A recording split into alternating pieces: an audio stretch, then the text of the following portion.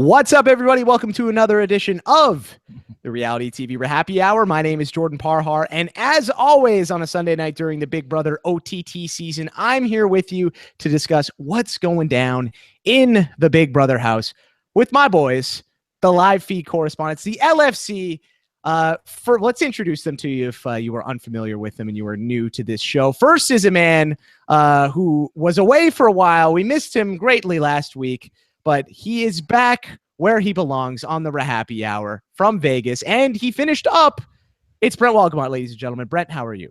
I'm doing great. I am thrilled to be here. I know you guys have enjoyed Alex and Taran giving their logical reasons, unbiased opinions of Big Brother, and you all have enjoyed that. But I am back, people, to spill the tea and rail these bitches because we got things to talk about.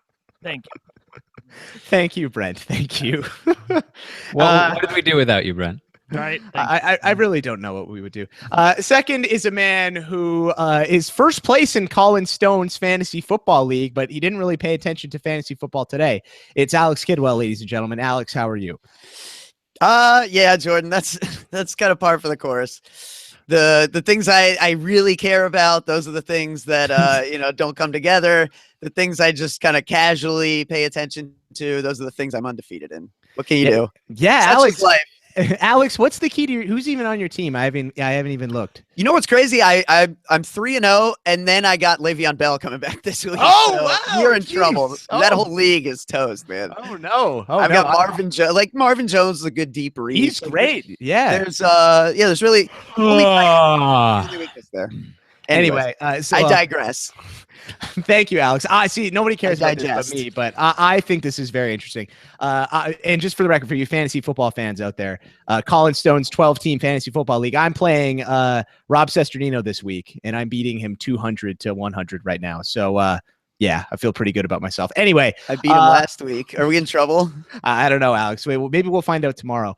Last but not least is a man who also did not really watch Friends growing up, but is a big fan as well of the video game The Last of Us. It's Taran Armstrong, ladies and gentlemen. Taran, how are you? I'm great. The Last of Us is such a good game. I'm here. I'm back here again to lead this podcast like the leader I am because, Jason really recognizes me as a leader. He shouted me out on the feeds, and I just feel like such a leader right now. Shut up, Monty. I guess Taran is like the closest to Monty on this panel, though, right? So, no, I'm the one with the Tennessee background, sir. Oh, okay. Yeah, I'm the one. I'm the closest of the that. three of us to owning a coonskin hat. So, because I have relatives that own a coonskin hat, so and Monty, for those that aren't aware, Monty got a coonskin hat in his basket, and he's been walking around in his HOH robe with the key around his neck, with the hat on, like he's Davy effing Crockett about to go save us at the Alamo. It's absolutely ridiculous. Like, I've seen HOH-itis. This guy, man, he's trying to take it to a new level. That's for sure. Oh, well, I can't wait to get into it, Alex. It's going to be a very fun show. Just to set things up for you guys, so the live feed correspondents and I, we're going to talk about everything that's going on in BBOTT. Normally during Big Brother 18, I would give you guys a spoiler warning.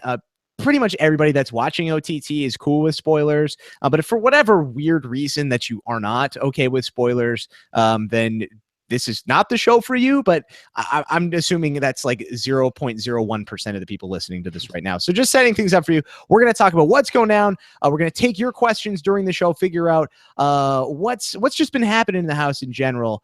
Should be a lot of fun. You can get your questions into me if you'd like. You can tweet me. I'm at Jordan Parhar. Use hashtag RHAPpy Hour, and we will get into those later on in the show. If you haven't already, if you want to watch Big Brother Over the Top and you haven't had the chance to get CBS All Access yet, you can also sign up by going to robisawebsite.com/BBOTT. So nice and simple for you if you haven't already got those. Last but not least, normally we have the chat room going on robisawebsite.com. A little bit of a hiccup on the show page today, so you won't see the chat embedded on there. But if you want to chat with some of the fellow listeners of the RHAPpy Hour, you can go to chatwing.com/RHAPpy Hour. So that's RHAPpy Hour. There's a couple of people over there chatting right now. So if you want to get in on the action, you can head over there and chat with some like-minded people. Okay, guys, let's jump right into it. Nominations are today. They have not happened yet, but they're going to happen very quickly here. Monty is the head of household, as Alex mentioned. He's got HOH-itis, and he has a clear target. Taran, who is Monty gunning for, and who does he plan on putting next to him?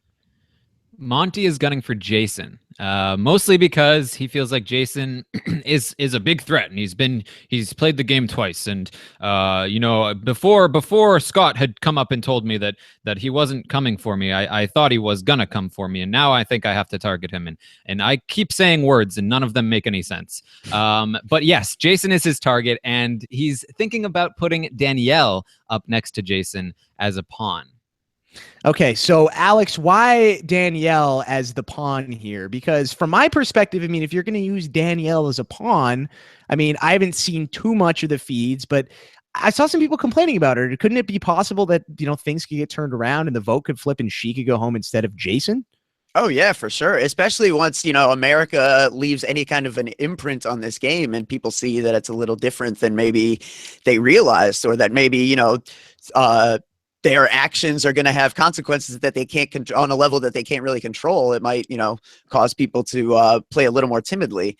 But yeah, ultimately the thing with Danielle is that she's, you touched on it a little bit, but there's kind of this Danielle Shane showmance that's developed, and Monty is already kind of thinking about how that impacts his end game, well, Shane is supposed to be, me and Shane are supposed to be a 2.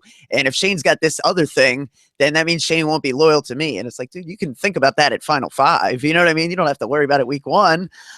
So yeah, there's a lot of that going on. For the bulk of the weekend, the plan was to go Jason and Chrissy. And Chrissy today has been really paranoid and freaking out, and thinks Monty didn't say hi to her in the morning, so she knows she's the target and all this kinds of stuff. So yeah, and then Justin has been thrown around too casually because he's just such an enigma. People don't know what to do with him. Well, a large part of it is that Monty, despite his, bravado in saying I'm going to make a big move and put blood on my hands, he's terrified of pissing people off. And he sees Chrissy as somebody who's going to be pissed off if he puts her up on the block. He feels like Shane has some control over Danielle. So if he puts Danielle up, there'll be less excitement. There'll be less friction if he does that. And it's a classic first HOH mistake. You think, okay, I'm going to put a target up, and then somebody who I'm somewhat close to, or somebody that is not going to be very upset that I put them up as a pawn, and that'll be perfect. I won't get any blood on my hands. But that never happens, because people realize, oh, this person is close to the power and this person is against the power. I'm going to vote out the person that's close to the power. Not only that, but this contingent of girls that are, Monty is protecting. Monty's been protecting Alex, Morgan, Whitney.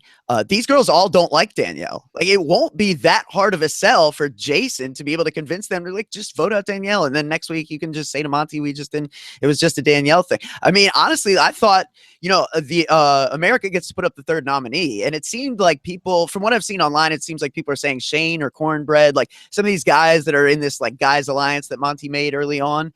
But really, I was thinking that America's best choice might be Danielle, because that's someone on Monty's side that Monty's own teammates might be willing to turn on. And here he's going to do basically the worst move. He's basically giving Jason everything he can to try to work his way out of this admittedly unfortunate, hole that he's found himself in this first week. Brent, let's get your opinion on this. So what do you think the correct move then is for Monty? Because clearly putting up Danielle is a pretty risky one if you have Jason as your target and you're looking for a pawn. So, I mean, would it make sense for him to put up Chrissy, or where should Monty realistically go with this if he wants to have a better HOH? Obviously, he should put up Chrissy. I don't understand why he's not. I mean, Chrissy's somebody he doesn't have any real connection with. I mean, I get that he's averse to conflict, and that's maybe what's causing this. It seemed like she did the Austin thing from BB17, where she literally whined herself off the block. That's how I perceived it anyway. And I by the way, going into the season, I really wanted to like Chrissy, but girl, no, she has so much negative energy about her. I just can't. I don't really like her very much, and I'm really sad to say that, because I felt like she could be a kindred spirit with some of the people maybe who are some of the they're not in the main alliance in the house. They're not the pretty people, those kind of people I tend to gravitate to. But she's not really giving me much. I will say this really quickly. I kept waiting for you to ask me how I haven't been here. So Brent, how do you like this season as a whole? What are you thinking about it? So Brent, how do you? Thank you. It's funny you should ask. Actually, thank you. Actually, I heard I was going to be replaced, so I need to get my ass back here really quickly. No, I'm just kidding. I'm not going to be replaced. I was ambivalent about this season. You guys know that. I was honest about that on the feeds, but I really thought that maybe it was going to be something that I was going to like. I was really happy with the first HOH competition because it gave us something new. I mean, it was cheap as all hell, and it was great. I'm like, why don't they do more stuff like this? This was great. I would much rather see this than a goddamn slip and slide for an hour and a half with people falling all over the place like they're in some cartoon or something. So let's not be too quick to eliminate the faceplant slip and slide. I think that's a pretty vital part of what this whole thing is. I think I fall in line with just my general. But I'm with you. My general feelings about this season, I'm sure it will shock everybody that I actually do agree with Taran. They're like, okay, we're going to give America a vote to nominate people, and we're going to give America a vote to evict. I'm like the little kid at Christmas who's getting underwear, and I'm like, I don't want this present. No. I really don't. No, take it back. I don't want the vote, but it looks like that's going to. So I'm going to embrace it. I'm going to embrace it now, and we're going to go after the people that we really don't like, and I know who those people are. For me, I tend to agree with most of the fan base. I really love Shelby. I love Justin. Give me more of these kind of people. Can't stand Monty, Shane, Cornbread, Girl Bye, and Whitney. Oh, no, Brent, you hate Cornbread? That we never saw that coming. We could not. We never saw that coming. Crazy, huh? You know what? I don't know why. It makes me even more irritated with him that he's apparently such a fame whore. He keeps trying to get himself onto stuff. He was auditioning for Amazing Race. He's he's won the redneck whatever the hell it is competition 3 years in a row or something. And yeah, he needs attention. And if you combine racism with people that need attention, you're getting dangerously close to the Republican nominee for president. So I can't really sign up for that. That's my problem with him. On the other hand, the other people in the House are very fun, and I really thought it was an eclectic group of people, as Alex said in a different podcast about this season, that you wouldn't find on a normal season of Big Brother. So do I like this season? I'm hopeful. I'm actually kind of stunned that they exceeded my expectations, because my expectations were low. I don't know about you two, Taran and Alex, but my expectations were low for this season, and I like what I'm seeing thus far. I'm a little nervous about where it's going to head once they figure out not only does America have a nominee, but America gets to vote, because as Taran and I talked about previously, when America has a vote, it's hard to make big moves happen because you don't know where that other vote's going to go. You know what I'm talking about? Yeah, and then not only that, but I think this is a factor that everyone of us who are just fans dissecting the game kind of discount. But if you're in the House, would really make me think about my strategy is the have not vote. If you're doing stuff America doesn't like, and they can make you a have not every single week, dude, that sucks, right? Man. And they don't. I might change my strategy and be like, dude, Jason Roy, can I be your number one? I really might consider. Now, I have a question, because I haven't been able to figure this out. Do the House guests know that we're voting on have-nots? I don't think they know that yet. And the House guests don't know that we're putting up a third nominee or that we have a vote for eviction, correct? Nope. No. Once all of these things come into vision for the House guests, I really do think that that's going to change the way a lot of them are thinking about this game. Scatter like cockroaches when you turn on the light in the kitchen. Yeah, exactly. I heard them talking about on the feeds, was it Monty or somebody saying that they think America will appreciate the aggressiveness of this move to get Jason out. I'm like, are you high? Dude, that is high. Brent, that is the most first HOH thing ever, just to justify whatever it is you're doing by saying, oh, yeah, they'll like it because it's aggressive. So yeah, of course America's. It's like, no, dude. They hate you. Well, let me say one quick thing, because I want to get all my negative feelings out about this season right at the top. Monty, shut the F up. I'm so tired of listening to him talk. I can't stand listening to him on the feeds. His voice literally annoys me more than Nicole. He's got HOH-itis out the yin-yang. Like Alex said, I turned on my feeds today, saw him walking around that goddamn coonskin cap and the HH robe and Tennessee Vols outfit earlier yesterday or whatever, and it's like, stop. And then he says, oh, I don't have power. I'm not power hungry. I know next week, I might be down at the bottom of the barrel. I'm like, shut up. You're lying right now. And all these people can see right through you. They know exactly how you're behaving like the typical alpha dog that wants to run the show. He's like Devin Bro without the class. That's what I got to say. Wow. Okay. It is funny to say that, like, yeah, I think Brent's sentiments on cornbread are not unpopular, and on some of these players as well. And it does make you wonder. It's like we've had so many likable Southern characters, in recent seasons, and I do wonder if they just kind of like one too many straws. They just kind of broke the bank here, and I don't think a lot of these people are going to be fan favorites. So it's a little bit different. It's interesting to me. By the way, this is the worst kind of season for a guy like Cornbread because he says a lot of off-color things / getting close to racist things. He's no Donnie Thompson. No. Yeah, and they're literally showing everything. Like there's no blackouts, there's no, come back later, there's no competitions that we don't get to see on the feeds that they can edit. We're seeing everything. Exactly. Yeah. We're seeing everything. And so the cameras are always on him. And so he's gonna, I'm telling you, if he's not evicted, America's gonna not like him by the end. I'm seeing shades of Big Brother 15. Taran, jump in here. You had something you wanted to say earlier, but you couldn't get a word in. So the floor is yours, my friend. Well, it's apropos because I seriously, I cannot stand Monty. He drives me insane. And a large part of it is because he does not shut up. He does not let other people talk. And it's seriously, it just eats away at me. Like watching him have a conversation with Scott, with Jason, with pretty much anybody. He just constantly talks over them. He will not let them get a single word in. It's so infuriating. Oh my God. I know, right? He's so terrible. It's the worst. It's so funny. So bad. I thought you were throwing shade at me at first, and then I'm like, wait, he's not throwing shade at me. He's throwing shade at Monty. And then I'm like, no, this bitch is definitely throwing shade at me. I'm with you now. I'm really like you don't do it anywhere near to the extent that he does. Like he does it with everybody, and it's so insanely annoying because everything he says is completely meaningless. He has seriously mastered the art of talking and not saying a single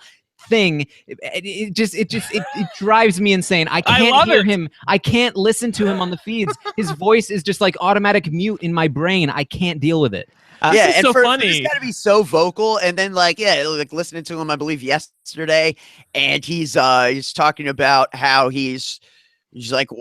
Well, anyways, the conversation basically revolved around the fact that he was 100% sure HOH does not play in Veto. Yes. Oh, right. And he was so confident about it that he he began to convince Whitney, who's actually a fan, that she might be wrong about it. Yeah. Is that not true? Yeah, Whitney was doubting herself. I'm not going to do the accent again, but no, this is great. I've never seen Taran get so irritated by somebody so quickly. I love the natural fan reactions that are emanating from him. It's really fun to see. Taran, who do you like better, Beast Mode Cowboy or Monty? Oh, easily beast mode. I was going to say, it's not even close. Wow. Not even close. Okay, because I don't know. Wow, Monty must be terrible. Okay, sounds good. So we talked about Cornbread a little bit. I'll get into him in a little bit later. I want to talk a little bit more about the nominations. So yes, America is going to be voting for another nominee, as Brent mentioned. That vote opens up tonight after the nomination ceremony. Alex, we do not know when those nominations are going to be revealed, correct? I think I saw it was 10 p.m. Big Brother time.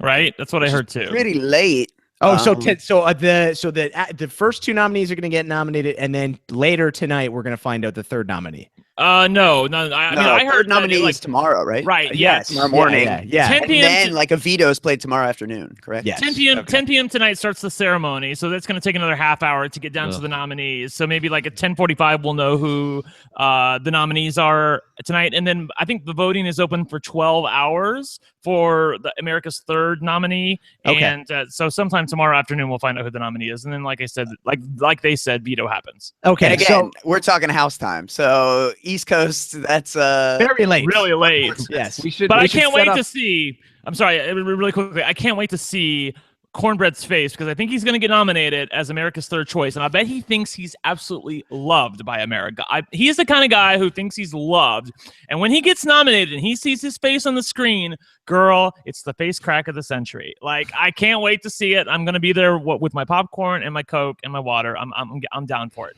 Oh yeah, it's great TV, but it again reminds me of the whole thing. Like, never before has America been given this power. Like, it's David Gerten face that we're looking for when he realizes he's been nominated by the MVP, and he's like, "What?" He just looks like he got smacked upside the head, and he doesn't know where it came from. You know what I mean? So yeah, I mean that's a great. Well, this one's even better because Cornbread is gonna know where it came from. Bitch, it came from us. We put your ass on the block. We should set up what the ceremony is, because I'm sure a lot of people listening, have a hard time catching up and keeping up with what's going on. That's where I was going. So Taran, could you please explain first? I was trying to lead into this. I wanted to talk about the safety ceremony that was yesterday. Does that have any impact on America's nominee that's going to happen tomorrow? As far as we know, it has nothing to do with it. The people that are.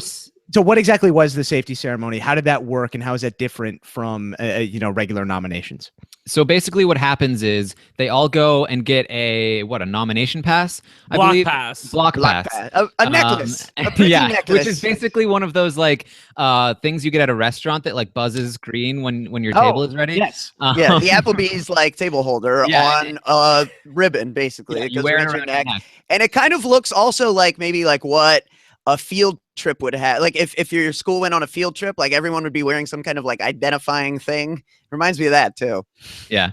And so basically Monty goes up into the HOH room, and over the course of about a half an hour, he is told to choose somebody that's safe on this safety board that's in the HOH room, which is basically just has all of the pictures of the house guests on it. And when you push it, it lights up green, and their corresponding necklace lights up green, and that means that they're safe. Fancy. And so over the course of this half hour, every 7 or so minutes, he's told, choose the next person. And meanwhile, the house guests are just roaming around the house doing their own thing, not even really reacting at all when they're finally, safe. It was way too drawn out. It would have been a lot more exciting, I think, if they had to stay in the living room, sitting around in a circle, and he did it a lot more quickly, because then there would have been a little tension around it, and they would have been talking about it more. But it like some other things that they've done in this season, they drew it out for a little while, and I expect they'll continue to do that. Hopefully this time, because the last two people who aren't safe will be nominated, it'll be a little more exciting seeing that tension of who's going to be that last person who's safe. And not only that, but this is a house with nothing to do, and then you're gonna put up there a wall with everyone's face and buttons by him, and he's gonna have to just touch one every 5 minutes. I couldn't help myself. I'd be touching all the buttons. That's fun. That's something to do. And I don't like it because it's not conducive to. Alex, we're gonna need you to come to the diary room. Yeah, you can just leave. Yeah, well, I mean, how is he gonna I don't have the discipline when it comes to buttons. There's nothing to do in that house. I will keep that in mind when we're in New York together. I'll hit all the elevator buttons and step out. I'll do that to you. All right. I can't wait, Alex. No button discipline. No. Okay. So after the safety ceremony, Neely, Whitney, Cornbread, Shane, and Morgan were all pronounced as safe. Taran, what is even the point of this? Because from my knowledge, or basically with what you just said, America can still nominate these people. They can still go up after the veto ceremony. So this is basically just the nominations getting dragged out an extra day, no? Yeah, that's exactly what it is. And I think that's the point. I feel like they have this idea that because they don't have produced shows, and instead they have these ceremonies, that they want to drag them out and give people more stuff to watch on the feeds. But again, I do like the general idea, because what it does is it changes the dynamic of the nominations, because now half the house is safe and half the house is not safe, and that changes things. And there's obviously also strategy that goes into who you're making safe and when. Maybe there's a situation in the future where somebody is made safe and then the head of household regrets it and wishes they could nominate them the next week or the next day. And then there's also the thing of just like, as it gets down to it, now there's a smaller pool of people to campaign against when you're up for nomination, essentially, which is also an interesting twist on the strategy. But again, it's just a little drawn out for too long. I think it would be better if it was condensed a bit more. Yeah, I don't really like this. I think it's just a waste of time. Brent, what do you think about it?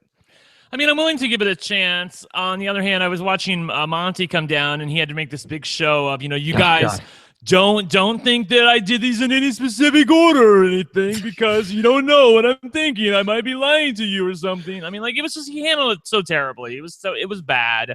And you might have just barely made it in. Who knows? Right? Maybe I hate you. And it was total bull too, because the people that he made safe were basically the people he was never, ever considering nominating at all. Like, Danielle wasn't there, and he wasn't really thinking about nominating her the previous day that I saw anyway. I mean, that's only come up recently. So, I mean, to me, it was always going to be Jason and Chrissy, maybe Justin, maybe Danielle was on the periphery. I don't know. But, just so you guys know, I mean, like I said, I just got back from Vegas, so I've been trying to catch up on the feeds and figure out exactly what's happening. Obviously, in a short amount of time, I can only watch so much flashback feeds, but from what I've seen, like, the people that he was closest to, he made safe during the first pass at nominations, with the exception of, say, Neely, who's been, a really sweet gal, and maybe he'd never considered nominating her to begin with.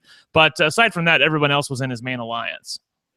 It's interesting. I'm sure somebody could like write a paper on like how everyone who's ever played Big Brother, like, you could summarize their game as like some kind of game that's out there, like they're actually playing a different game. Like Vanessa was playing poker, you know what I mean? Like, she's making side deals. She tried to chop the pot, which she's not allowed to do. There's like, she's calculating the odds all the time. I think Monty, to me, is the best example of anyone who's ever entered the Big Brother house playing Go Fish. Like, what you see is what you get, and he's like willing to try to work with you, and like he's still playing a game. Like, he's not one of these people that comes in and just like doesn't play. Like, he's trying to play a game. It's just so rudimentary that like everything around it is just kind of, If he is playing Go Fish, he's basically like, I don't have any five guys. Wink. I promise I don't have any fives. Yeah. Like, you want to double check. Like, I bet it's, what's great about Scott, guys, is that nobody would expect me to be super close to him like I am. Like, okay, thanks. Well, you might as well just sever that relationship, because. Wow, thanks, Monty. Okay, wow. All right, so interesting stuff there. So, I mean, who knows? We'll see how this safety ceremony stuff plays out. Let's talk about Jason a little bit in this predicament he's in. Looks like he's going to go up on the block. Looks like he's the target. Alex, other than winning the POV, what's the best case scenario for Jason here? What does he need to do to keep himself safe and survive this week? Well, there's definitely things that can happen. I mean, like I said, I think it remains to be seen. There's like a big shoe remaining to fall here when these players realize how big of an impact America has on this game. I mean, they know America votes for the winner, and that's big, but they don't think it's that. I mean, it's not that big. If you play a great game and get to the end with someone beatable, it shouldn't matter. So some people are still playing this like Big Brother. And this is something that really should make everyone, even the people who came in knowledgeable, like stop. And obviously the people who didn't know what they're doing, they're not going to change anything. But yeah, I mean, this is a big thing. So, we don't know exactly how people are going to react to it. I mean, I could definitely see certain characters like the guys, for example, like the cornbreads of the world, like saying like, look, we just need to stick together. Like, we need to ride this out. Like, we get rid of the likable people and then they have to vote for one of us, kind of a thing.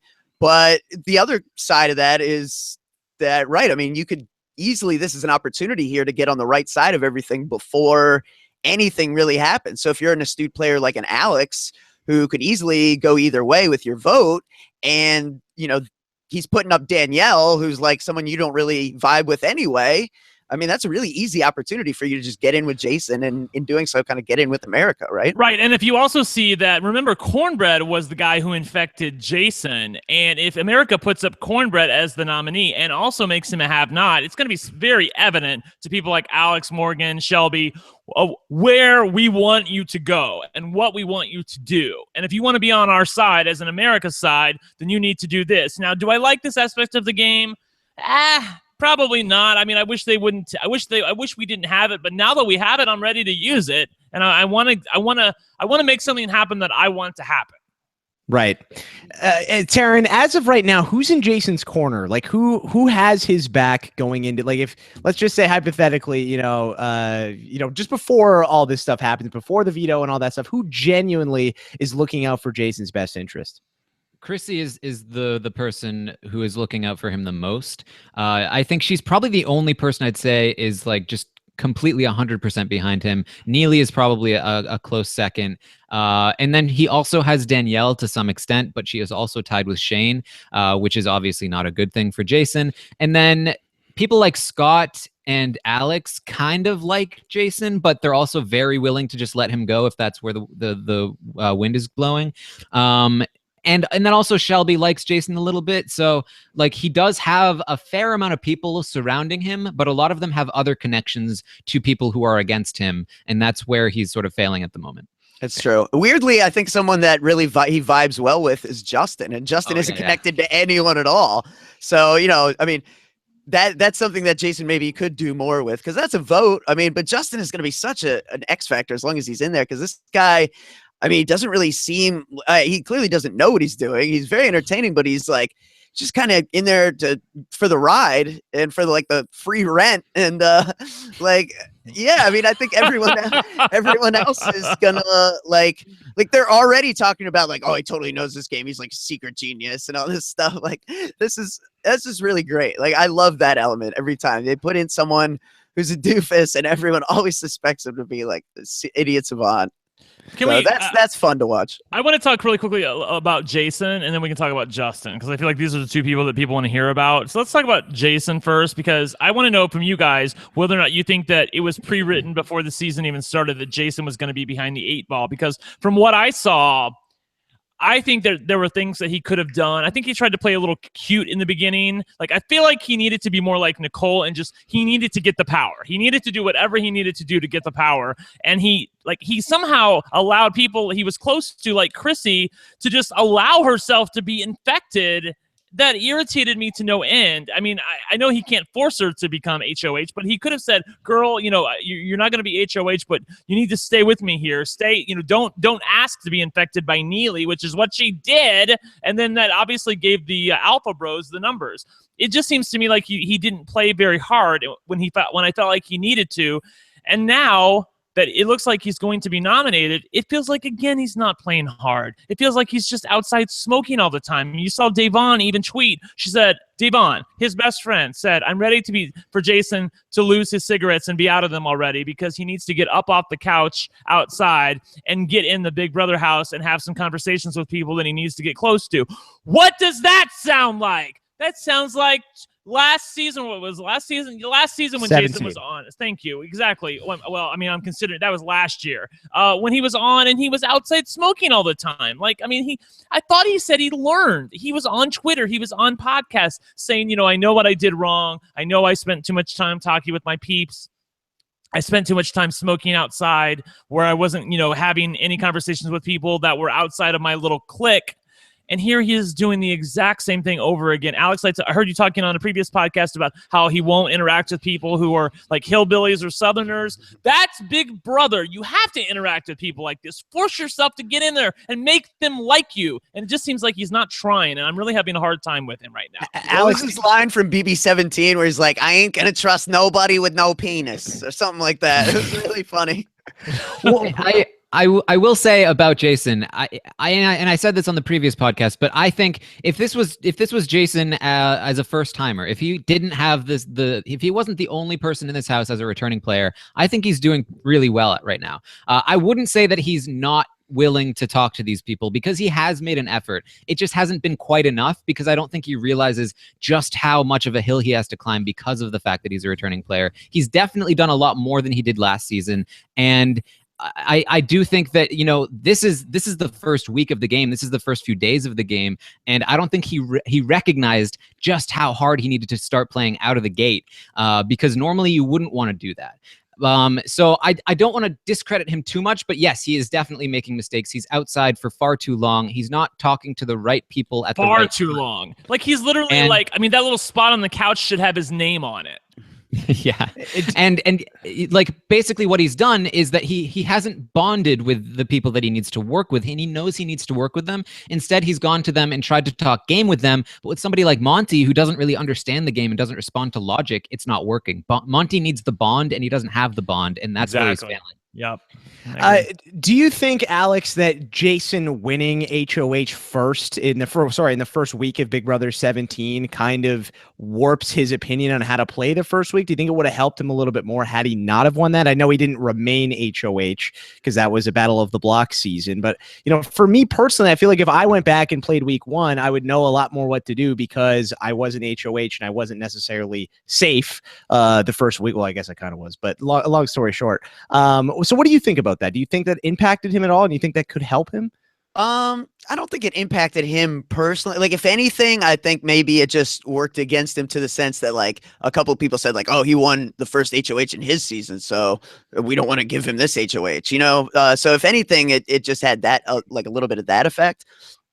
Okay. But as far as, like, Jason's mindset, I mean, obviously this is different. Like, that was an endurance comp, and this comp is really hard to game. Like, it's not really something, like, you can't, like I was saying on the other show, like, you can't hide in the shower and, like, try to disappear so people don't give you the thing. Like, I mean, I guess you could try, but if people say, like, I'm giving this to whoever, like, it doesn't matter where you are, it's yours. So it's not something you could have gamed too easily. I did notice, if you're watching, like, the comp back, that Shane stands up to drink the thing, and Jason has stood up at the same time. Like, Jason was ready to go for it, and he sees Shane go for it, and he's like, you know what, I don't want to start a fight about it. And it turns out, like, and I would have suggested that, like Brent said, he should have gone for HOH. I would have thought drinking the thing is the move. I mean, of course there's a twist, but you don't necessarily know that for sure. So I think that him, like, standing up in that moment shows enough awareness that he felt like, okay, like, it's valuable for me to win this thing. And you can certainly tell in the last couple of days that he knows he's the target and he knows he has some work to do. It's fortunate for him that, this America's element is going to come into play, and, we'll see if he can really capitalize on it, because it will, like, create cracks. You know what I mean? People think they're solid now, but this is going to shatter perceptions, and it'll create room, and you'll have opportunities to wiggle through. Let's talk about Danielle a little bit here. She's in this showmance with Shane that you guys mentioned. How far along is this showmance, Brent? Are they hanging out like 24/7? Of course, you have to ask me. Hell if I know. I was just asking people today, like, are they working together? It seems like they're kind of close. Brent, okay, then I will pass. I am weakest on Shane and Danielle. Okay, I will just say I feel like I'm having flashbacks to Big Brother 14. Okay, right. All right. Well, Taran, then you fill. We've gotten so many showmances. We're finally repeating them. It's happened, right? Oh, and speaking of names, actually, from past seasons, I did have a theory. Maybe Monty is a secret super fan, and the reason why he wants to nominate Danielle and Jason is to because he's really scared of them never being nominated after what happened in Big Brother 3.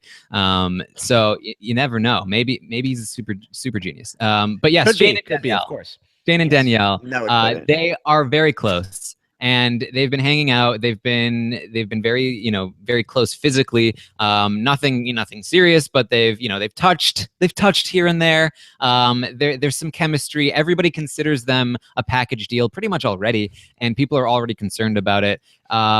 Will it go further? I don't know. Is Danielle going to go home this week? Maybe. So, but yes, it definitely seems like it's continuing to progress. Okay. Has there been any physical? Has there been any making out? Is there any Figgy and Taylor style of getting together, Alex, or no?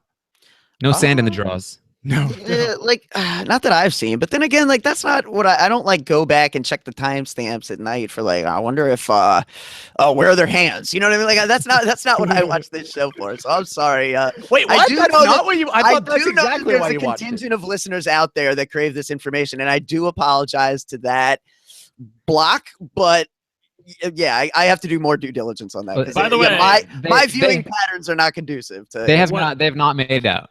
Okay. What I do watch the feeds for, however, is some Justin walking out of the shower butt-ass naked. That was fun today. If you guys haven't seen this, by the way, I love this guy. Every oh my day. God. Today care. I know he does not care. That's the best part about it. He just doesn't give an F. He walks out of the shower totally butt-ass naked, doesn't care. Pictures are all over Twitter. He's a fine ass looking man, and he's so charming. Like, he's so funny. If you listen to his stories, if you guys haven't watched the feeds, I just light up anytime Justin is on there. And I thought I was gonna hate him initially because he had this thing initially about he didn't want to sleep in a bed with another guy, which I thought was really, really slightly homophobic. And I was he like, also didn't want to be called girl. Right, I know exactly. I forgot about that one too. That was something I read on Twitter when I was still out in Vegas. But it seems like he's like toned it down a little bit, and like I cannot help but like him at this point. And I'm hoping that everybody feels the same way I do, because he's really, not only is he really handsome, but he's really fun to watch. And where do they find these people? How did they find this guy? This is the first person ever in the Big Brother house who's got like a history with like male prostitution and crack cocaine. Like, what the hell? Wait, man? good. My hopes are strong. My hopes are strong, JP. Oh yes, better every Right? every Thank season. you. I gotta tell you. Okay, well, speaking of Justin, we got a question in from Showmance on Twitter. Showmance says, hey, do you guys stay up for Justin's late night comedy act? Some early rise feedsters have no idea of his appeal. Hashtag BBOTT, hashtag RHAPpy. Taran, have you seen this late night comedy act from Justin that that we can add to his repertoire of great things he's bringing to the show? Of course. I mean, like I don't stay up for it, but I go back and watch it. I mean, he's a huge character. Like, this is what he was brought on for. I'm not as entertained by him as I think lots of people are, but he's definitely very entertaining. He has just ridiculous stories, and he really entertains the people around him too. And he talks about his the size of things on his body. He talks about bicycle wrecks. He talks about Pimping during high school, drugs. selling crack cocaine. Yeah, Yes. yeah. Like, I mean, it's all over the place. He has no shame whatsoever, and he's just very blunt about everything. I think it's probably very refreshing to a lot of people who get really tired of the people who are very closed off and conservative in front of the cameras. Okay, it's gonna be a horrible thing to say, but screw it. Like, if there was some way to tie it in with charity and like have a situation prepared for afterwards and make it like a legitimate thing, that it's not just like for pure entertainment and shock value, I would be all about like Big Brother with only homeless people. I think that would be really great. Based on the life that Justin has lived. Oh my God. Based on the life that Justin has lived, I would be fascinated to see that. Absolutely fascinated. Like, what a study in human behavior. Okay, maybe reformed homeless people that are like no longer homeless. Maybe. Oh my gosh, that's too funny. That's something I would say. I did not see that coming. No, I didn't either, Alex. I would start the GoFundMe today, and again, in the most tasteful way possible, which is impossible. So I know it's terrible. Like I was doomed the moment I said it, but. Okay. Let's just pretend that didn't happen. The views of Kidwell are not the views of RHAPpy and the Happy Hour. Yeah, we got to start getting that little disclaimer at the start of the YouTube video, like it is on the feeds that they've done since BB15. Okay. Let's go quickly back to the Showmances. Taran, other than Shane and Danielle, is there anything else really blossoming in the house? I mean, it seems like Alex has a boyfriend at home. But yeah, I mean, there's a lot of we talked yeah, right. The three of us, it's funny. We worked the late shift on Wednesday, Taran, Alex, and I, and we did the podcast. It was an hour, and then we stayed up for like another hour and a half just talking about stuff. And one of the things we talked about was how attractive this cast is. It's really, really good looking. So there's got to be something else brewing, right? I mean, that you make our conversation sound very insidious, but yeah, we talk about much more, but that was one of the things we talked about. But for the most part, no. Monty has been, or I should say, Shelby has been flirting with Monty as a game thing. She's not very interested in him, as far as I can tell, like on a genuine level. But Good. he's seen it, and he's been like, oh, I can play this up too. Like, if I wanted to, I could get Shelby on my side. But I don't think that's ever going to become a real thing in any capacity. And beyond that, I don't think there's any other possibilities for any sort of showmances. Wow. No other possibilities for other showmances, Alex. Yeah. You agree? I don't really see it. I mean, Justin's open. That's the thing. Like, he's just so casual and so go with the flow. Like, I'm loving him as a character. So does he go both ways or no? Do we know? No. I haven't heard any. I mean, he's just got so many stories that who knows? He may uncork one at some point. But no, I haven't heard anything to that degree yet. Good word choice. Thank you. Okay. But again, like this is a guy who's spent a large portion of his life living homeless, and he's fascinating. Like I'm just loving listening to him, listening to his stories, listening to his life. So that's So what how did so I find find him so engaging. Like, how did he get out of being homeless? Was it this restaurant that he made, or this like stand that he has? yeah, and then also like I don't necessarily like. I'm sure he's got an apartment and stuff now, but like he seems like a very casual, kind of free spirited guy. Like I wouldn't be shocked to learn like if after he gets out of the house, he's gonna go like crash on a buddy's couch for a couple months or something like that. That seems to be his style, and that's like it's like Bill Posley on Survivor. Like there is a percentage of Americans out there that are just so carefree and go with the flow that they're just like, yeah, I don't know what's going on tomorrow, man, or where I'm going to be or where I'm going to be sleeping, but it's like an adventure, man. And it's the journey, not the destination, bro. And like, I don't know. I'm interested by that. I really am. Like a Vince. Yeah, like a Vince Sly. There you go. Yeah, Vince Sly type, right? Yeah, for sure. Okay, so interesting there on Justin. Maybe we'll have him on the podcast in the off season. Oh, hear his life story. Yeah. I'll bring Have him and Godfrey on the same podcast. Ooh, that would be a very interesting podcast. Lots of good stories. Let's talk about the sisters here, Alex and Morgan. Brent, we haven't got your take on them so far and how they're playing things. So what are you thinking? Are you thinking they're doing a good job, or you think they're doing a bad job of things so far? Well, I mean, obviously they're doing a good job because no one's really caught on to the fact that they're sisters. On the other hand, I don't know how these people don't realize that they are not sisters. How do you not see this? I mean, they kind of even talk the same way. They look like the same girl. I have trouble telling them apart as I'm watching the feeds. I don't understand how they don't see that. They're both from Texas. Jason has played Big Brother with twins before. He knows Big Brother can do this. Maybe he thinks, oh no, they wouldn't do it to me again, or they both wouldn't be in the house together. I'm like, bitch, did you not see Big Brother Canada? Like, that they can do stuff like this. I don't understand how it's completely gone over everybody's head. Maybe they'll slip up and it'll come out sometime, but I'm really impressed with them so far. And I'm very impressed with Alex. I mean, she is somebody who I think would be amazing on a regular Big Brother season. I'm interested to see how she's going to adapt her game to a new Big Brother game where America has a very large hand in it. Taran, you mentioned on the previous podcast on Friday with Rob that Alex called Morgan Mo. So there's a little bit of a slip up there. Shelby kind of noticed it, but they kind of played it off. Has there been any other close calls since then, or are they still riding pretty good with this? They're riding good, no close calls. If anything, it's gotten even smoother. And if Jason goes home this week, that's really the only person that's even having any sort of conversations about how they look so alike and how that might be suspicious. So they might be set at that point. And yes, it's a huge power for these two to have, because Alex, from what we've seen, is a pretty phenomenal player so far. Just like, be still my beating heart, Alex. Like, why do you have a boyfriend? But like,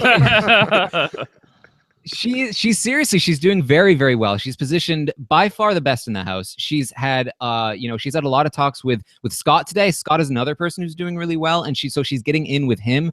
Reminds me a lot of like Mitch and Joel in the early parts of Big Brother Canada 4. She's in with this Girl Alliance, which is her, Morgan, Whitney, and Shelby, which seems to be the powerhouse of the house at the moment. She's also in with the guys. She's very tight with Monty, who trusts her.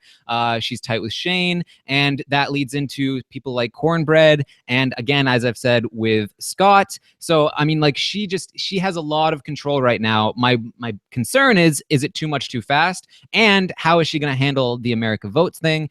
But from what I've seen, she's probably the most capable player in that house. Kidwell, you tweeted on late last week that you said that sister Alex would be great at a regular BB season, but she doesn't 100% get what's going on in this version of the game, so she could maybe suffer a little bit as a result of that. Have you changed your tune on that at all now that the weekend has passed, or are you still thinking that Alex might not be as big of a front runner as we are thinking she is so far because of the format?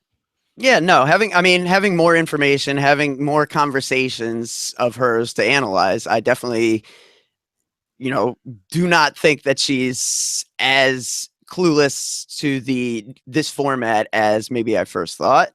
I definitely think that she is probably her and Scott really are in the best position to Arlie this thing and really kind of float with the America power, and that's kind of where you want to be. Okay, so there you go. So talk about Scott a little bit then, Alex. What have you been really liking about Scott? What is he doing that's differing himself from Alex? Or they kind of, like Taran said, is he kind of doing is this the new Mitch and Joel thing from Big Brother Canada, where these two people are kind of in the exact same position? They both kind of know what each other is doing, but they're kind of just chilling for now and are both in good positions. Yeah, I'd say the only real difference is that Scott is in this like other alliance that, Jason tried to put together that is kind of legit, I suppose. And Alex isn't. But yeah, for the most part, I mean, they're both, playing all sides of the house. And yeah, they're both aware of each other. I think it's a pretty apt comparison. Scott, to me, is just like, it's so crazy that everyone, there was a conversation today where they're saying like, God, Scott is so likable. He's going to be here a long time. And it's like, why? Like, why is this working? But yeah, I mean, it's watching Scott is surprising because he has a lot more charisma and social ability than I would have expected, or I probably gave him credit for in the preseason interview, which of course, like the whole point of what we do there is just to like pick apart like people's bios and try to find ways that they might be bad. So yeah, I mean, he looks good.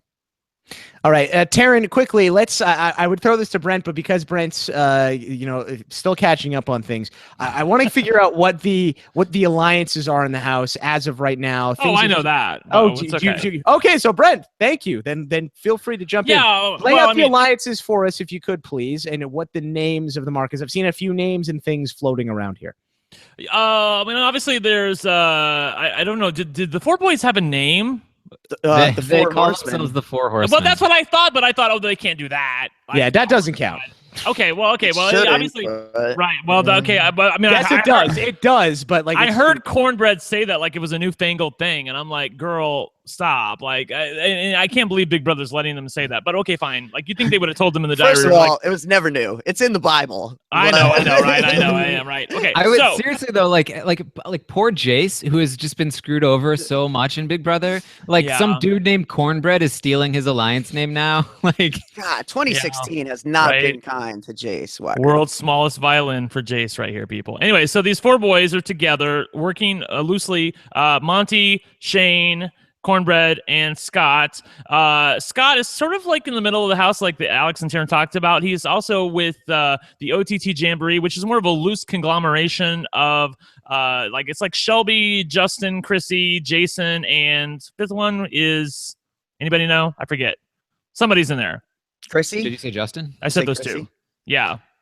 That's fine. Who knows? Doesn't matter. Anyway, doesn't matter. They're basically the people on the outside. It's a loose alliance. That doesn't even seem like that's too right. Monty and Shane are also working with Alex and Morgan and Danielle to a degree. They're called the Southerners. Is it Whitney in that one too? Is she in that one too? I saw on a chart that Whitney was on. Or maybe not.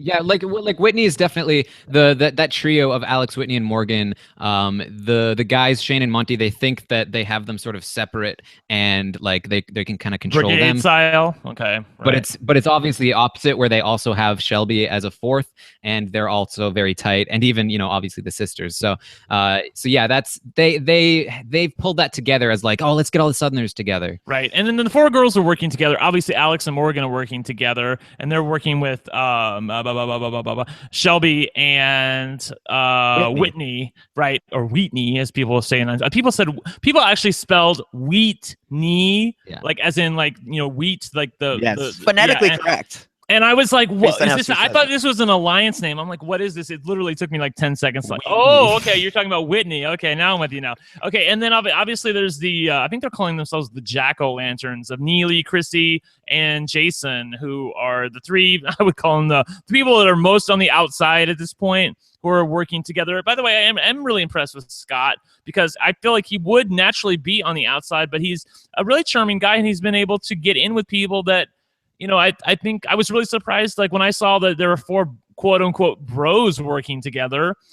and Scott was one of them, I was like, that's kind of new. I would have expected somebody like Justin to be in with them. Yeah. But no, it's Scott. Yeah. So Interesting. that's basically the layout of the house at this point. So the girls, I read that the girls alliance of those 4 is called the Plastics after me. Yes, Bros? Plastics. Oh, I love that name. So How can I that is forget an that? amazing name. Amazing name. I believe that's just what the audience is calling them. I don't think. Oh, that, yeah. I think that's right, yeah. Boo. and it was meant to Like- be derogatory because they're against Jason or Right. or whatever. But I love that name. Like, if I Jason could is the proverbial Lindsay I Lohan. know, right? Like, JP? yes, that is like, well, I mean, people ripped on me all the time because I wanted to make alliances that were like based off of like TV shows and movies. So Purple this is Cobras. right up. Yeah, Purple Cobras, Newport. I wanted to name one alliance Bayside. I never did. But like that I think, the Plastics is a great name. So it sucks that they didn't actually come up with that themselves. Because I thought when I heard that, I was like, oh, maybe it was Shelby because she's perfect in every way. So maybe she came up with this amazing name. But What did we call Jackie and Meg and Jason? Like, didn't we call them something on the outside, but they weren't calling themselves that on the inside? I want to say there's been times in Big Brother history where fans have called people something that was a better name than anything they ever came up with in the house. And I feel like the Plastics is definitely one of them. Anyway, I love those people. And the people that we all hate, I feel like it's violent. It is odd to me how united the fan base, because it's basically the feeders. If you watch the show, you've got to be like us. You can't be some casual viewer like my sister or something. You've got to watch Big Brother online, sign up, pay for it, get the feeds, and figure out how to watch these shows either 24/7 or like somehow put together the recaps and some summaries online. I mean, that is hard to do. So the people who are voting for this are going to be the people like us. So that does give me a little bit of, I don't know, warmth in my heart, because at least it's not going to be the casuals rewarding, crapola people that we don't like when Corey beat Paul and Victor for the care package. It's probably going to be people that the fan base is behind, and I like that. And I do want to say, I'm seeing that it was Jason that called them the Plastics. They do not call themselves the Plastics. Oh, okay, so the name is in the house, though. That's good. I like that. Yeah, Good, and yes.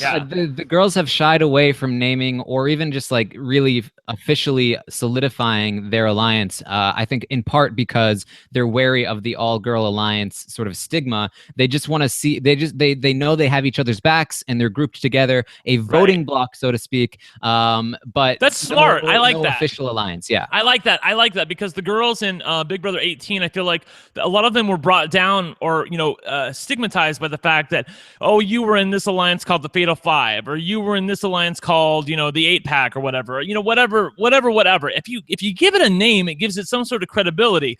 If you just say like, look, I wasn't in an alliance with her. She's just my friend. If there's no name, then I feel like you have plausible deniability to say, we're not as close as you think we are. Whereas if you give it a name and then that name gets out, I feel like that it works to your detriment. So I'm kind of behind that, actually, not giving it a name. All right, let's jump into some of your questions, guys. You can get those in by tweeting me. I'm at Jordan Parhar on Twitter. You can use hashtag RHAPpy and we are just going to get into some of those. If you get those in right now, might not be able to get to all of them, but I will try my best if something really good pops up. Don't forget as well, got the chat room going on RHAPizwebsite.com.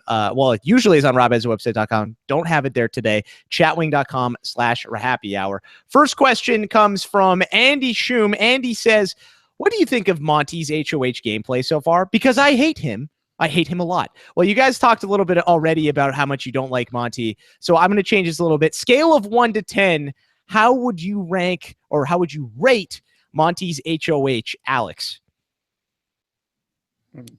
2, 1. Right. I would give it like a 3, only because the rest of the house doesn't hate him at this point. At least he's still somewhat liked by some people in the house and they don't outright dislike him. So there's that. It doesn't look like he would be an obvious target next week, at least at this point.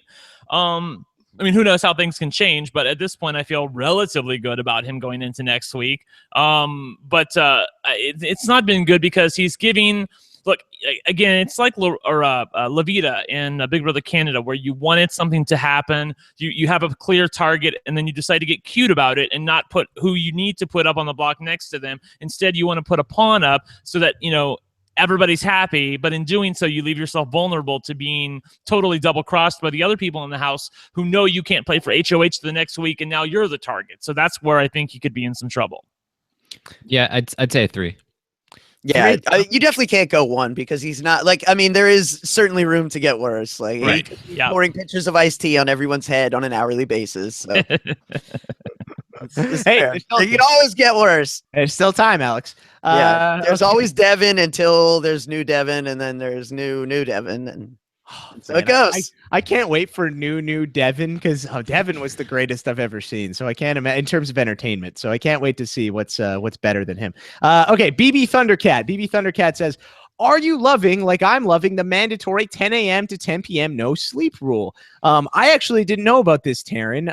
That's a very Big Brother Canada thing. Yeah, I mean, the idea is that, again, like the show is the feeds, so they want to keep them up until a certain time.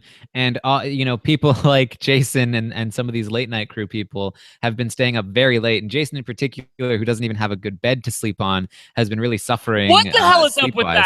that? Can we stop right there? How in the hell is he sleeping on the floor? How did this happen? Taran, tell me how. He was the last person in the house, basically.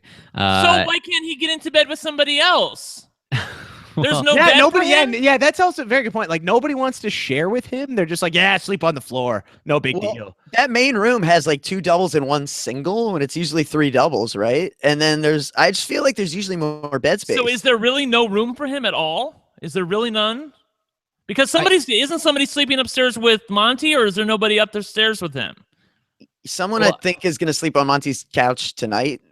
Shane, maybe. Oh, and Morgan, now maybe. Jason might have a bed now. Somebody was going to do that. I mean, like, I feel like Jason is just, you know, like,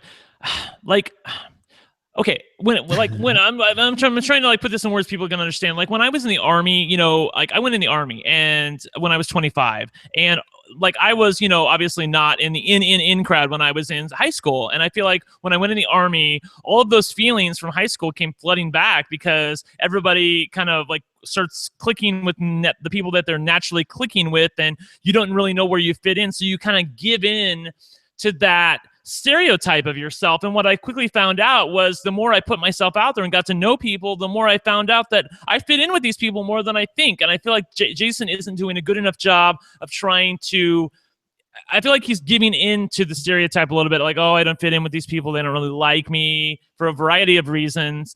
I'm an outcast. I'm not one of the pretty people. I'm a vet, all those different reasons. And I feel like he should be doing a better job of forcing himself to integrate more with them. But I don't know. I think I still have a problem with Jason because remember I auditioned for this show and Jason said in the house that when they called him up, he was totally blown away. He was like, you couldn't find any other gay guys to throw in the house. And I'm like, apparently not. So yeah, exactly. That's why I'm a little bitter with him at this point. He's taking my spot. Right. Okay. Okay. Let's take the next question. At Talking BB OTT says, what are your first impressions on Shane? Does he have the potential to be a gamer? Could he turn on Monty in the plastics? Could he be interesting or no? Alex? Shane, yes or no? Is he the Shane that sucks like I thought he was? Yeah, I guess. And that seems hard to do, but he's worse than Shane Meany? Really? Wow. That's Shane bad. Meany, Shane Meany was a good player early on. Nah, but he's just like, he's just. Oh, well, yeah, there's that. Yeah. But I guess you are right. Like he is replacement level. This Shane is just like he's pretty vanilla guy. Like I just don't get a lot from him. I agree. He's a very vanilla guy. And not a lot of layers. And I thought I would. And I thought I would too. Like, I mean, he looks like the kind of guy who has a lot of stories who you want to get to know. He looks very charming, but he's so bland. And I have to feel like Big Brother feels like they whiffed on this one. Like they bought in with the abs and the long hair, but that doesn't go very long on the feeds. I'll tell you. I think that Shane right now, I think he does have potential. His personality, I think he fits in well with this house, and I think that he has somewhat of a head for the game, but not in the right way. Like he doesn't know it well enough, so he's buying into what Monty is selling. I think in different circumstances, if he can survive this Monty thing, and then Monty goes, he gets in with people who know the game better and can give him better advice. He's a much more deadly player. Not that he's going to be anywhere near actually deadly. But I do think that he does have some potential in other circumstances. Right now, he's effectively useless, though. Yeah, effectively useless is, I feel like, a good way to describe him, right? I mean, he's like, he's there, but yeah, that's about it. Okay, Edward Morris, Edmo, our buddy, he says, do you think future HOH comps will be like the first one? Yeah, I mean, I kind of think they will be, right, Brent? I mean, it's cheap to make something like that. It's entertaining. People liked it. And if they fought like that for the first one, it makes me think they're going to try to do something like that for future ones, no? Possibly. I don't think they're going to. I mean, this HOH was basically in the hands of the house guests. I mean, they could decide who they wanted to be HOH by playing the game a certain way. And I by the way, I do disagree with Alex a little bit, because he said, it was a really hard HOH game to game. And I don't feel like it really was. Like, once you have the majority, you can control who's going to be HOH as long as you keep giving it to the other side. Like, once you have the numbers, you have the numbers. And I feel like a lot of people in this, they tried to get too cute, and by the time they realized that, we need to start playing the game, they had lost the numbers, and then Monty became HOH. So I don't know that they're going to do it. Obviously, I think they'll find a way that they'll do an elongated competition over the feeds, based on the timing that I'm seeing, because like it looks like we're gonna have a show at like 8 o'clock and then like an HOH competition at 9 o'clock. It looks like it's going to go on for a bit of time, but I don't know how long that's going to be. Yeah, stay tuned for that. Again, we're working with a lot of, it's the first week. We're learning. Exactly. We're learning on the fly here, so we will we'll see how it goes. Don't have all of the information at this point. Next question is from Ashley Bedazzle. Ashley says, if Chrissy can find a shirt to cover all of her tattoos, why can't she manage to find one to cover her chest? Taran, do you know what Ashley's referring to? Sorry, I missed the name. Would you say Chrissy? Chrissy, Yeah. yes. I don't know. I don't keep a big eye on Chrissy's chest or anything. Okay. Brent, do you? Alex? Well, do I mean, you? her chest is always out there, I think is what they're getting at. And she, obviously she finds shirts to cover up all these tattoos, and yet her bazooms are like out there like knockers every day. So yeah, if she could find a few more like pieces of fabric to cover up those, I'd be eternally grateful to her. Justin, on the other hand, you can take off all your clothes all you want. Alex, anything to add there? Not really. Alex is staying out of this one. Yeah, he's good. He's right. Yeah. I'm going to plead the fifth here. Okay. By all means, my friend. By the way, can we Go talk ahead, really Brent. quickly? And I'm hoping somebody asks about this in the questions. I wanted to know what you guys thought of Shelby, because she is my other favorite person. I love her. She's so bitchy. But in a really, really fun way, kind of like Janelle. She seems to be able to get along with a wide variety of people. She's extremely smart. Like Taran, I heard you talking about Alex, the girl in the house earlier. Like, I can't believe she has a boyfriend. But I'm like, what about Shelby? Like, Shelby is like somebody who is like really, really attractive. I mean, she turns my head. So I have to think you're liking what you're seeing from Shelby. Oh, yes? I mean, I'm hearing what you're saying. I mean, oh, okay. Well, people always complain that I'm like, oh, you're always talking about the guys. You never talk about the good-looking girls in the house. Like, and Shelby is my kind of girl. She's got a little bit of attitude to her. She carries herself like a woman, and she knows that she's got power. I like that. Yeah, She's I think really funny. Yeah, Thank I think you. Shelby is got to be, guys, the consensus favorite of most of the fans, at least of the newbies, Yeah. right? I mean, Oh, yeah. have you seen the Joker's rankings, Taran or Alex? she's Well, number one. She's number Is one. she? Okay, Oh, so there you good. go. So I figured, do you have the top? Do you have the rankings handy? I by any do. chance? I have. Yeah, it's the people that we love. Shelby's number 1, Jason's number 2, Justin's number 3, Alex is number 4. That's perfect. That's Okay. exactly how I feel. And Cornbread and Monty are at the bottom where they should be. Cornbread getting stale. Well, Right. one thing about Cornbread that I didn't mention that I meant to is that he's the uncle of Honey Boo Boo. Did you guys see this? Like Honey Boo Boo from the That's TLC so show? typical. Yeah, Isn't I heard isn't this. that crazy? Yeah, of course. Now that he's you trying mention it, I see the Ugh. resemblance. God. Honey this to Boo me all Boo's day. uncle is on Big Brother, and his freaking name is Cornbread, and he's doing this. It's like, oh my gosh. Brent, what is it like specifically? You did mention he said some off-color things. Has that been just a recent development? Has that been the thing that you've been hearing, like that's been going on for a while from what you've seen? Well, no, it's been a recent development, but I feel like a guy like him, the longer he's in the house with 24/7 feeds, I feel like it's only a matter of time before he says something really terrible. I mean, like if you go on, look, he went on the feeds and said that I think he was talking about the price of something. And he said they tried to Jew me down. That's what he said. Okay, and a lot of people took offense to that. Right? Of course they did. Right? I told my partner about that. Who my partner's Jewish, and I said, like, would you be offended if somebody said that? She's like, hell yeah, I'd be offended. I'm like, oh, okay, just wanted to make sure I was in the right ballpark there. And so he said a few other things that I won't get into, but I just feel like it's like I feel like he's underestimating how much that the fans see everything. Yeah. And you can say something to a friend of yours, and all of these people are quickly becoming his friends. And we all say things. I'll just say me. I say things to my friends that I wouldn't say in public. Okay. And I feel like he's sort of forgetting that there's 96 cameras that are watching him, and he needs to watch his mouth, because you put it out there and people are going to crucify you for it. And I feel like it's only a matter of time before he really gets himself in trouble.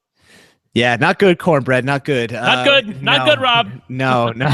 We don't like seeing that. So hopefully Cornbread cleans his act up a little bit. But at the same time, I mean, I hope people don't try to get him. I mean, yes, that is despicable. You shouldn't say. I don't think it's reached that point yet. I hope people don't get on the like, let's fire Cornbread, blah blah blah. Like, I really hope it doesn't get to that. Yeah, well, I think it would have to like catch a point where TMZ takes interest, and I don't know if Big Brother Over the Top is ever going to reach that viral level. We'll see. It remains to be seen.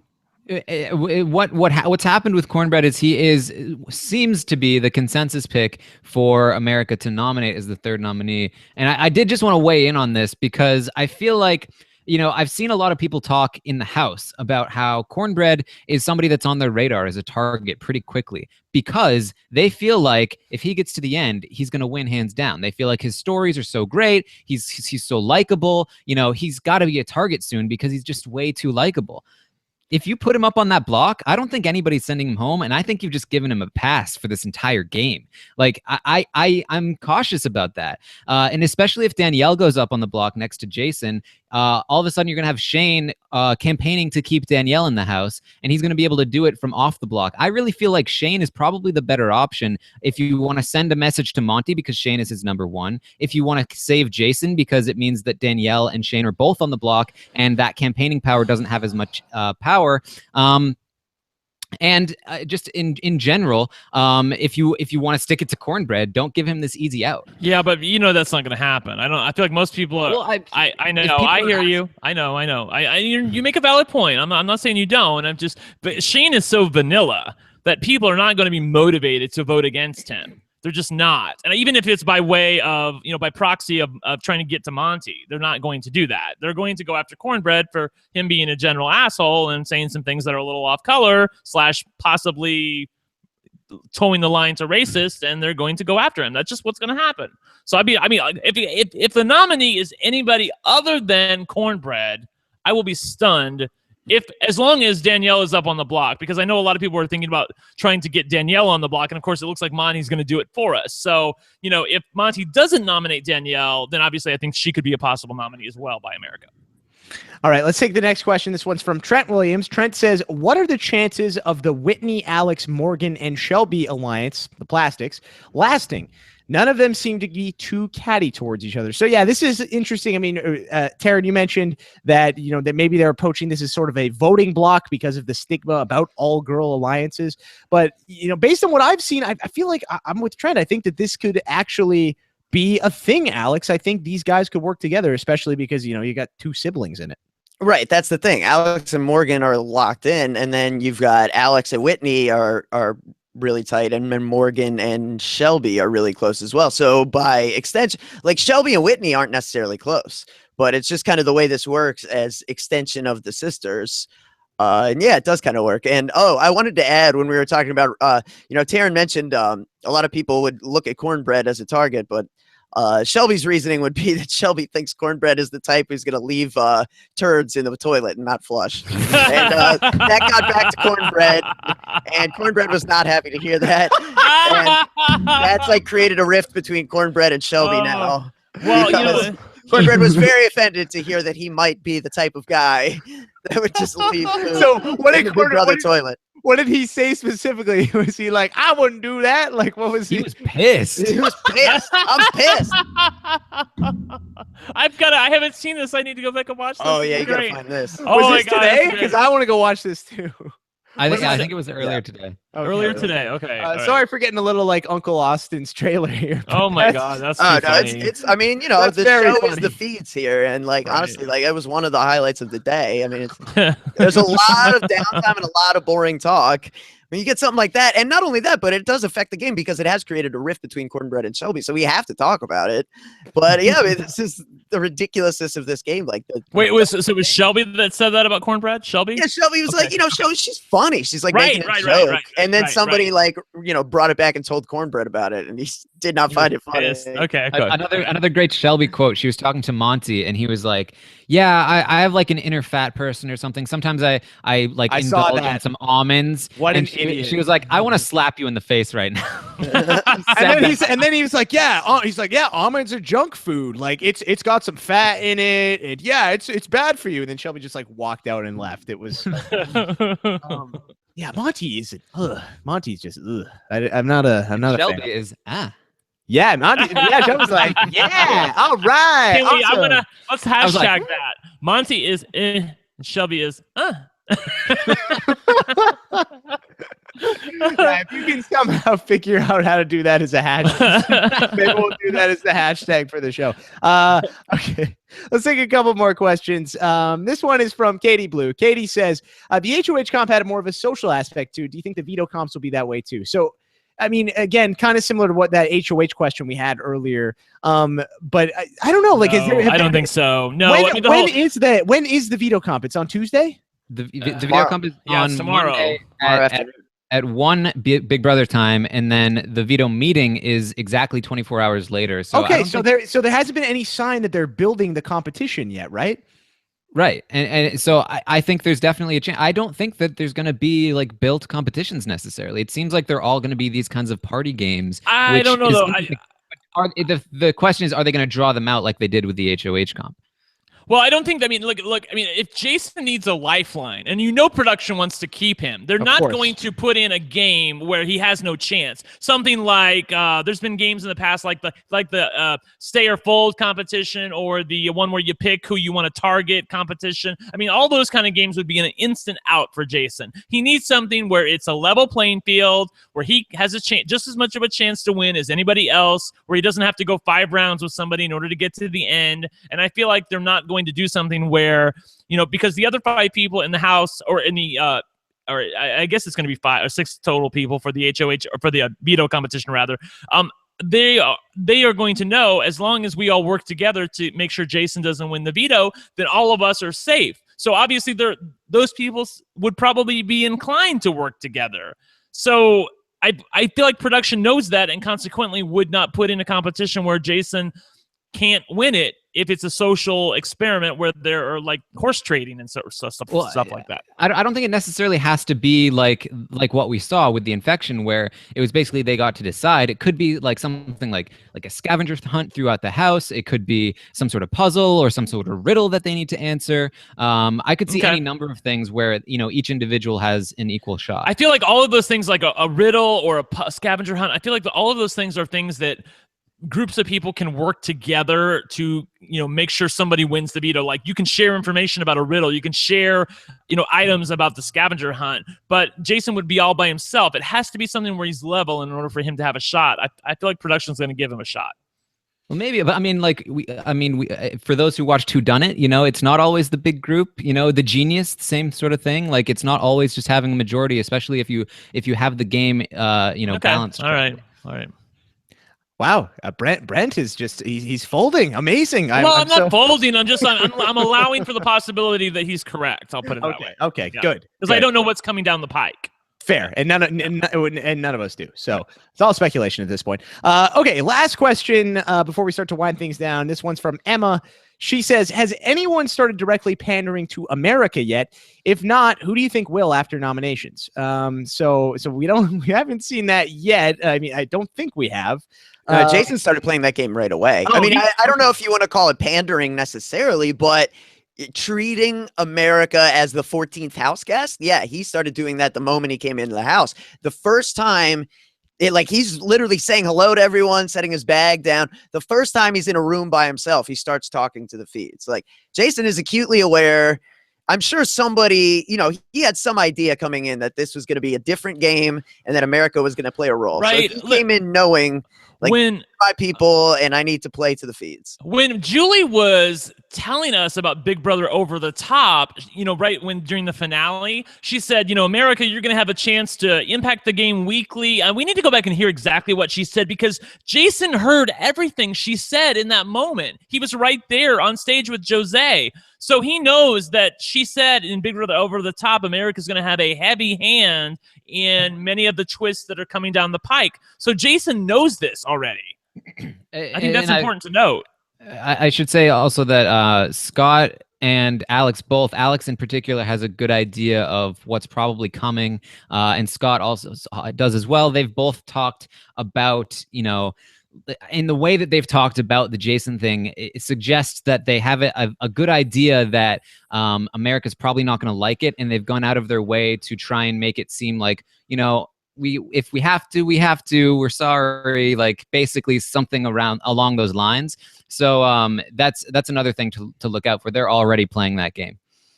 All right, so stay tuned to that. More to come, especially after they find out that there is a third nominee coming from America. Speaking of that nominee, guys, we should probably give our endorsement for who people should vote for. I don't know if it'll make that much of a difference, but I'm curious as to what you guys think would make for the best TV, or what you want to see, or can we call it TV even though it's not a TV? Yeah, it's TV. Come on. TV. Okay, Yeah. The best all access? The best all access, exactly. So, Alex, go first. Who should America vote for as the third nominee, in your opinion? I mean, I do think Taran's reasoning is sound. I mean, he kind of laid out the case for why it should be Shane, and I definitely agree with that. I think, if you're looking for, and assumedly most people are trying to find a way for Jason to survive week one, then I think that's probably the play. Brent, you agree with that? I'm honestly fine with either one. I think both people, Cornbread and Shane, accomplish different goals. I think Cornbread would get his just desserts by being nominated, and also probably being a have-not as well. And Shane, for the reasons Taran laid out, which I hadn't really considered before. I mean, I considered nominating Shane as a way to get to Monty, but I also, kind of, because I said this is my weakest point in the game, was not realizing that Shane and Danielle are as close as they are, and so both of them to be on the block, and obviously Monty doesn't know that there's a third nominee. So I think if he knew that Shane was going to go on the block, or there was a possibility that Shane went on the block, he wouldn't put Danielle up, knowing that two of them could go on the block, and those were two numbers that he thought he had that are now on the block. All right, Taran, you are going to stick with Shane? Yeah, and I will also say, because I think we'll also be voting for have-nots, just be aware of, the people you vote for as a have-not. It's probably going to be an advantage to them more than a disadvantage, because they're going to be seen as people who aren't threats, but they're also not going to be in danger, being on the block. People might be a little more wary of working with them just because they don't want to be with the unpopular people, but I honestly think it's probably more of a net positive than a net negative. So be careful of who you put there. If anything, maybe you want to put Jason there. Maybe that takes a bit of a target off of his back. Who knows? And just in general, if you want to protest against the voting, don't vote. That's also an option. That's a way of voting against the voting. If you do want to vote, that's terrible. That is a terrible idea. If you don't, the American way, Brent. If you don't vote, then choice. You're effectively handing power over to other people who are going to vote, who are stupider than you. So you might as well get out there and vote and have a hand in the competition. This is the game they're presenting us. You might as well play the game. Where can people vote, Alex, if they want to vote and not follow Taran's advice? It wasn't advice. I was just telling them an option if they don't like the Taran's voting. option. Sure, we'll call it that. Just, yeah, like cbs.com/shows/Big Brother. I'm Okay. so glad that Fancy Fencerton is still here. Like, I wasn't saying that they shouldn't vote. Like, I was just presenting it as an option. Yeah. It's just a possibility. It's all possibilities. Okay, so so there you go. So Shane looks like is the endorsement for people to vote for. You can go to a big just go to the CBS website. That's where you can vote. And voting opens later this evening if you want to get those in. That is going to do it, guys, for this edition of the RHAPpy Hour. First roundtable show we did of the season. So thank you so much for tuning in. We need some hashtag ideas. So for those of you in the chat, if you could brainstorm some stuff, that would be awesome. Would really appreciate that. Just a few housekeeping notes. First thing, subscribe to the podcast if you don't already. Go to robhasawebsite.com/RHAPpy Hour. That's happy hour with an R at the front. That way you can listen to all of the podcasts on iTunes, and it'll show up in your feed all the time when it's working properly. There's been some issues lately, so hopefully things are going okay for the start of this BBOTT season. Just tweet me if you have any issues. So make sure you subscribe there. You can also subscribe now on YouTube by going to robhasawebsite.com/YT, and you can see the video of this. You can see Taran's nice plaid shirt. Lots of other good things on the video version of the show. So make sure you check that out if you haven't already. One other thing, we are going to be doing a live show soon, guys. BBOTT Live in New York hasn't officially been announced in terms of where it is and the specific time and stuff like that, but that's going to be coming up in a few weeks. So keep your eyes open for that. If you want to meet Brent, Alex, Taran, and myself, we will all be in New York City. Should be really fun. We'll be doing a live podcast, so we hope to see some of you guys there. I think it'll be a really fun time. We're going to Rob's hoping to do that back-to-back with the Survivor Know-It-Alls. So stay tuned to robhasawebsite.com for that information. And don't forget to tune in Tuesday. Rob's going to be back with another BBOTT show. He's hoping to have Big Meech on, so hopefully that'll be her first time officially on RHAPpy outside of the backyard interview. Yes, I heard she was going to take my place there for a while, and said if I needed to get my ass back here. Well, maybe we could have Big Meech and Brent on the same podcast. That would be a lot of fun, right? We should clarify, because some people believed those rumors. Brent is in no danger of losing his job here. Yeah. I was on vacation, people. Yeah. Exactly. I was on vacation for a week. I needed to get away for a little while and go win some money, and I'm back and I'm here, and I'm liking this season so far. I have to say, if I had to make a call, I'm probably going to be here till the end of it, even though I said I probably wasn't. But I really like what I'm seeing from Big Brother. So props to them for exceeding my expectations. Okay, good. We're happy to hear that, Brent. We don't want to lose you. Yes, yes. So, that's great news. We don't want to lose Brent. Brent's sticking around. So anyway, stay tuned. Tuesday on Rob is a Podcast. Should be a really fun show. I'm looking at hashtags, guys, and I liked button discipline. button discipline. Okay, so why don't we go with let's go with button discipline, okay? Instead of that's a little too hard to do that. So if you can though, you can try it. You can try it if you want to. Make sure you follow these guys on Twitter if you don't already. Alex is at Alex Kidwell. Brent is at One Lucky Gay. Taran is at Armstrong Taran, and I am at Jordan Parhar. You can follow me on Twitter, Snapchat, Instagram, all that's great stuff. And use the hashtag, tweet us, let us know what you thought about the episode, and leave some comments at robhasawebsite.com as well. Love reading your comments and hearing what you guys have to say. I will be back Wednesday night after the live eviction. Tentatively, it's going to be at midnight Eastern, 9 p.m. Pacific. That's past Taran's bedtime, so I don't believe Taran will be here, but hopefully Alex and Brent will be up to the task and will be joining me on Wednesday as we discuss who went home, who's going to win HOH, all that kind of stuff. So it should be a really fun show. Okay, guys, that's going to do it for this edition of the RHAPpy Hour. Thank you so much for tuning in. For Alex Kidwell, Taran Armstrong, and Brent Wolgamott, I'm Jordan Parhar. Hashtag button discipline. We'll talk to you soon. Take care. Peace out.